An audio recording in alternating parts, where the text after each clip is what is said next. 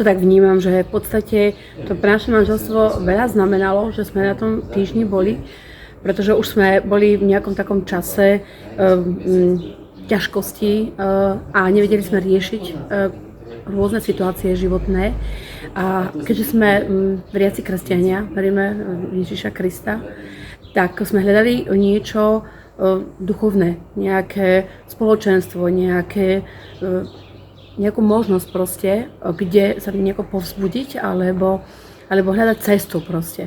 A našli sme na internete a keďže sme o tom rozmýšľali už aj 3 roky predtým, tak toto nás oslovilo a odhodlali sme sa, že teda ideme urobiť pre to svoje manželstvo niečo a rozhodli sme sa ísť.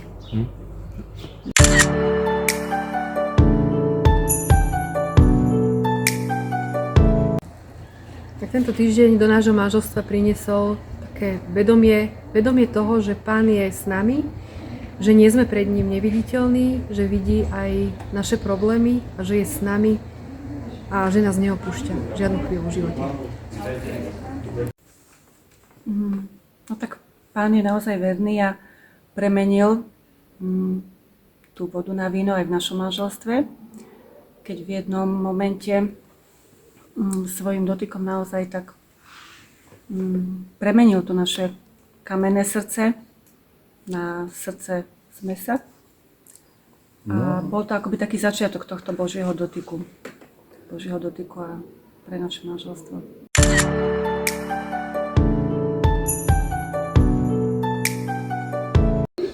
Manželia by sa mali najviac tešiť na to, že budú mať čas sami pre seba, že bude postarané o deti, čo bol aj náš prípad a boli sme po dlhom čase konečne sami v tichu a prebrali sme veľa rôznych tém.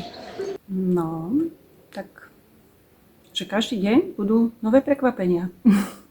Je to čas úžasný, ja to tak vnímam, že to bol pre mňa po dlhých rokoch čas, kedy nemusím variť, kedy sa nemusím o nič starať a nemusím sa starať o deti.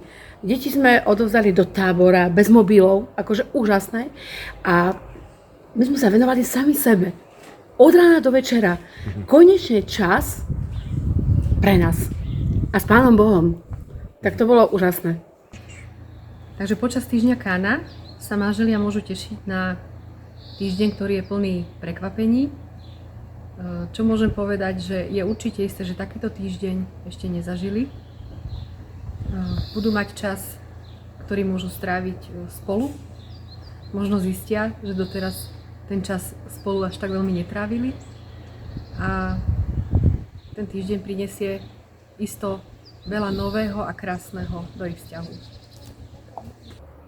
Hej, tak určite je to pre manželstvo veľké obohatenie, lebo ja to vidím na nás dvoch, že nehovorím, že nemáme v bežnom živote problémy, ťažkosti a krízy, ale riešime ich úplne ináč.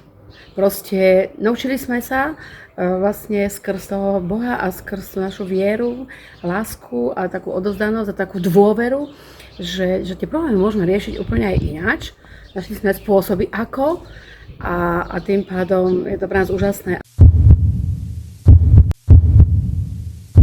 Naozaj prídete a spoznáte mnohé manželské páry, nové, ktoré tak spolu kráčajú za Kristom.